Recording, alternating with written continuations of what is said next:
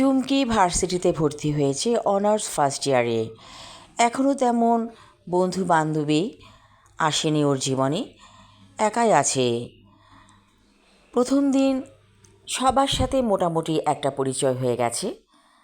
আজ তৃতীয় দিন চলছে ভার্সিটির জীবন। চুমকি হেঁটে হেঁটে চলে এলো কার্জন হলে। এই কার্জন হলটা ওর কাছে অনেক ভালো লাগে। ভার্সিটিতে ভর্তি হওয়ার আগে এখানেও এসেছিল চুমকি। কার্জন হলের মাঠে সবুজ ঘাস, সেখানে যেয়ে বসলো চুমকি। ওর কাছে অনেক ভালো লাগছে। চুমকি সাজগোজ করতে খুব পছন্দ করে এবং সে মোটামুটি সেজে আছে। লাল ড্রেস পরনে চুমকির, পায়ে লাল স্যান্ডেল। দুটো ছেলে ওর কাছে এসে বলল, আপনি এখানে বসে আছেন কেন? ব্যাপারটা খারাপ দেখায়। চুমকি বলল, তাতে কি হয়েছে? আমি এখানে বসেছি, আমার ভালো লাগছে। ছেলে দুটো বলল, সামনে পুকুর আছে, চলেন ওখানে যাই। চুমকি বলল, আপনাদের সাথে যেতে হবে? ছেলে দুটোর মধ্যে একটি ছেলে, ওর নাম বলল সে সোহান, বলল, আসুন আমরা চা খাবো পুকুর পাড়ে ওখানে বসে। চুমকির ভালোই লাগছে, বলল, ঠিক আছে চলেন ওখানে যাই। পুকুর পাড়ে এসে বসলো ওরা তিনজন। সোহান বলল, আমি চা নিয়ে আসি, মিজান তুই বস এখানে। চুমকি বুঝতে পারলো এ ছেলেটির নাম মিজান। মিজান বসেছে ওর পাশে, বলল, আপনি এখানে একা একা ঘুরছেন কেন? কোন ডিপার্টমেন্টে পড়েন? চুমকি বলল, আমি আর্টস ফ্যাকাল্টিতে। তো এখানে কি কার্জন হলে? চুমকি বলল, কার্জন হল আমার কাছে অনেক ভালো লাগে। এর মধ্যে সোহান চা আর সিঙ্গারা নিয়ে এলো। চুমকির কাছে অবাক লাগছে, কেমন করে ছেলে দুটো ওর বন্ধুত্ব চাইছে।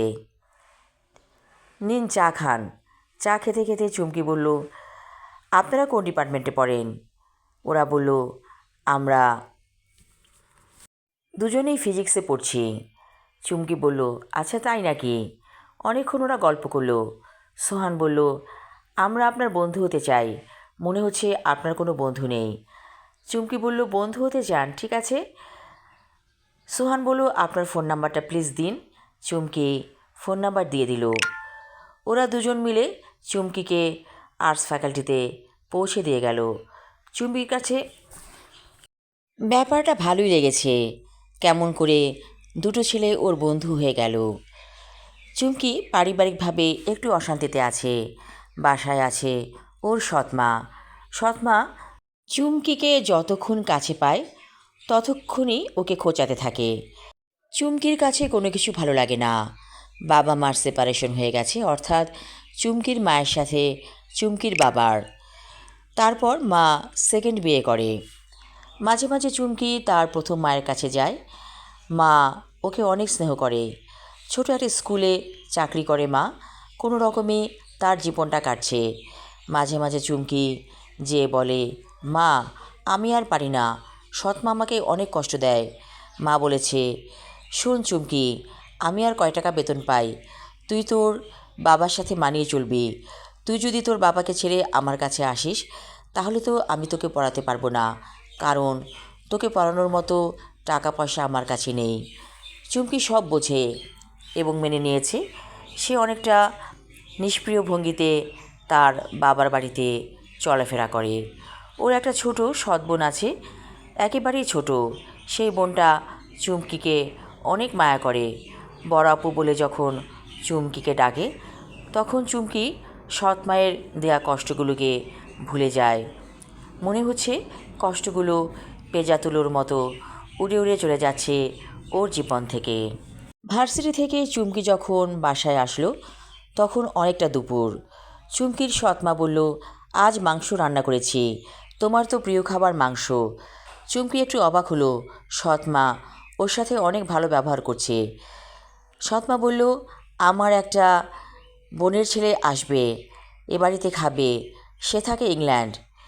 চুমকি বুঝতে পারল মা ওর জন্য বিয়ের পাত্র রেডি করছে। চুমকি কিছু বলল না। দুপুরবেলা ঠিকই সেই ছেলেটি আসলো। ছেলেটি দেখতে একটু মোটা ধরনের এবং মনে হচ্ছে সে কিছুটা পেটুক টাইপের মানুষ।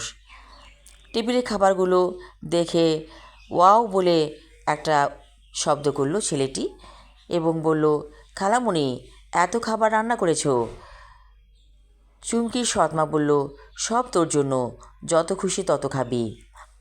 খাবার টেবিলে বসে বেশ গল্প করতে লাগলো।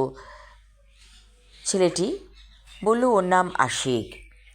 আশিককে চুমকির ভালো লাগেনি, কিন্তু সৎমা চাইছে আশিকের সাথে চুমকির বিয়ে হোক। আমি আমার লেখা ছোট গল্প দুই দুয়ারি পর্ব 1 পড়লাম। পরবর্তী অংশ থাকবে আগামী পর্বে। ধন্যবাদ।